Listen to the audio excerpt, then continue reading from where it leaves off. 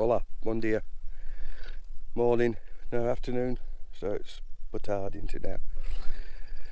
Right, because we've been out here a while, we've been out here sort of 3 or 4 years, you get people come up to you when they hear that you're looking at land or properties for sale. And this is one of them. Now, this is not for us, but this is a hectare of land with a lot of vines and some fruit trees. Now it's a little overgrown at the moment, so I can only sort of show you what I can show you. Now it's about half a mile or just over half a kilometre out of Freixal de Campo and about 20 minutes from the city of Castelo Branco. So you've got bars in the village, local village, just to stroll up the road, and I'll spin you around so as you can see what you're looking at. Right. So we're parked on the road, so as you can see, not a busy road. This is the border of the property.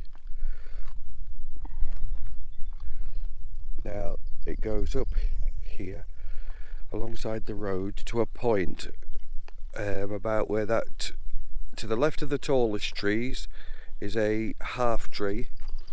Let me see if I can get you with the finger, about there. That's where the border is. Like I said, it measures a hectare. Now I'll take you onto the land.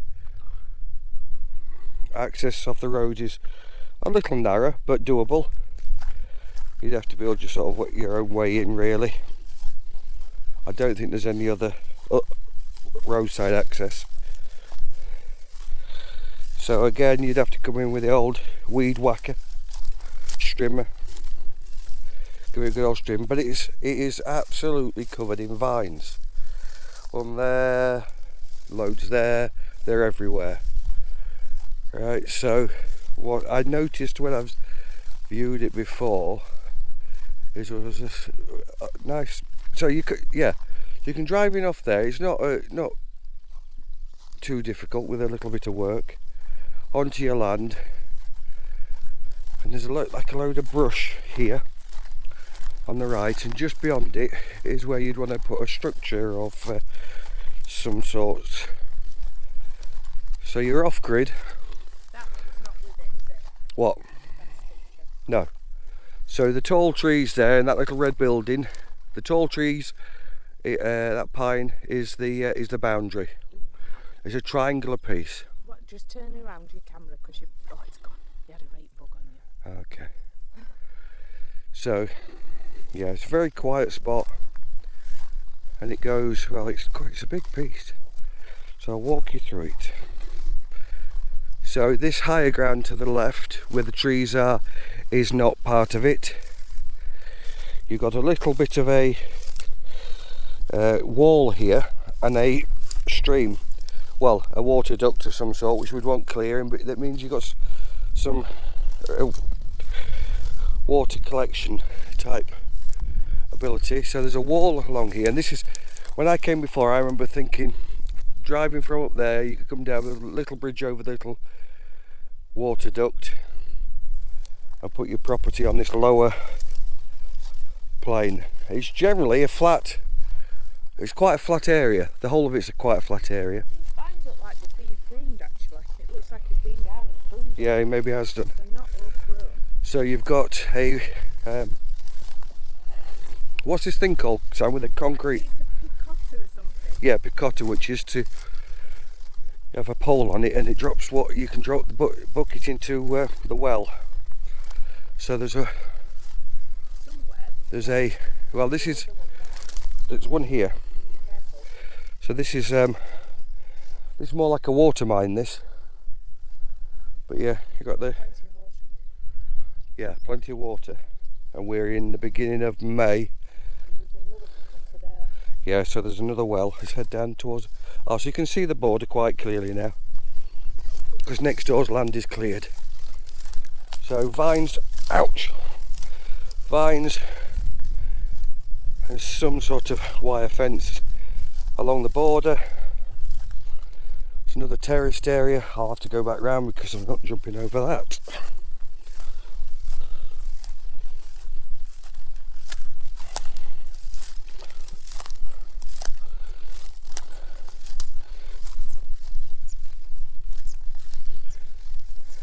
But there's loads of vines, loads and loads, and there's some fruit trees as well. I saw some up there.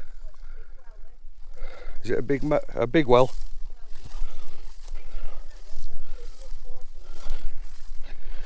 Yeah. So vines all the way around, plenty of water. And the green stuff means it's good water, healthy water. Yeah. It's probably a feather too. Yeah, and it goes down to that tree and that bushy thing there. And there's a distinct border, you can see it quite clearly. I'll take you back up. Maybe via the neighbour's land, I don't know. No, right, I'll take you back up through the land. And then I can take you to the point of the road. But yeah, if you want to grow some wine, grow some wine. I'm going to grow some grapes. Loads of them. Loads of vines. You'd want to go, oh, it's a wheelbarrow. Don't know whether that'll overwork again. Just watch this water crossing, Sam. Just watch the water crossing.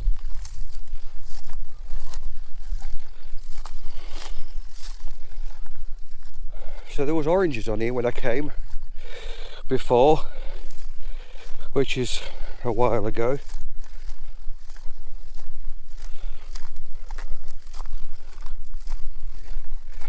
But the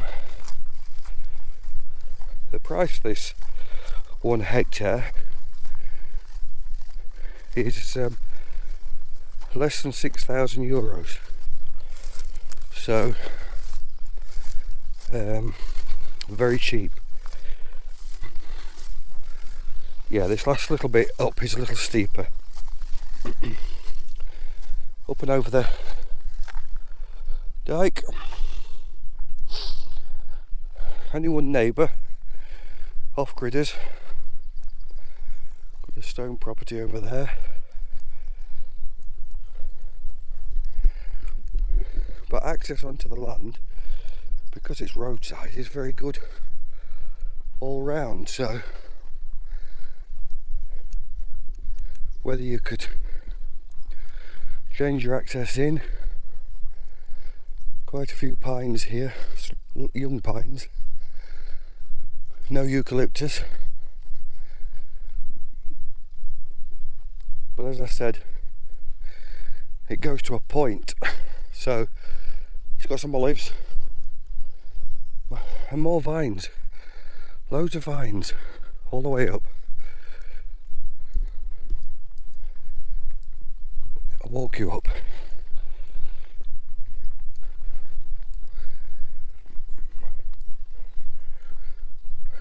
What did you say? Fig?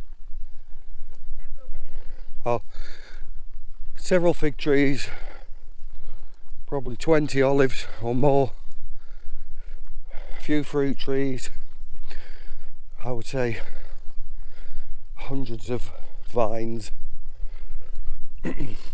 Now apparently electricity is not too far away, but you'd have to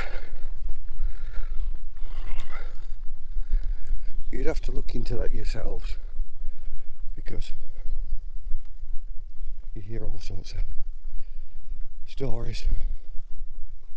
I think he said it was about 100 metres away. But so this is a neighbour's property, and this here is the border. So it comes up to here, like a little strip.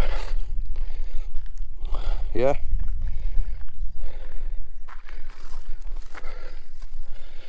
So I don't know how dual it would be, but to have a shared entrance driving into land through here. I don't think you'd gain anything. But yeah, you can clearly see the border because neighbour's land is cultivated. Goes down there. Like I said, probably a good 20 olives. I'll put the details in the description, including the phone number of the chap that's selling it. Now, you'll have to bear in mind, he's an oldish fella, not technical, so don't send him a text message. Phone him up and speak Portuguese. He does not speak English. Yeah, just have a listen. Nothing. And the off-grid property that I showed you opposite is your nearest neighbour. I don't think they're there all the time, and it's about, well, you can see a house in the distance over there. That's the only permanent resident. They said access to the land is very, very good. I looked at some properties earlier this year, and the access was horrific. For a four-wheel drive, it was horrific. So there was no way you're getting a caravan or whatever onto it, which is what you could have on here. So I'll stand under this tree a moment.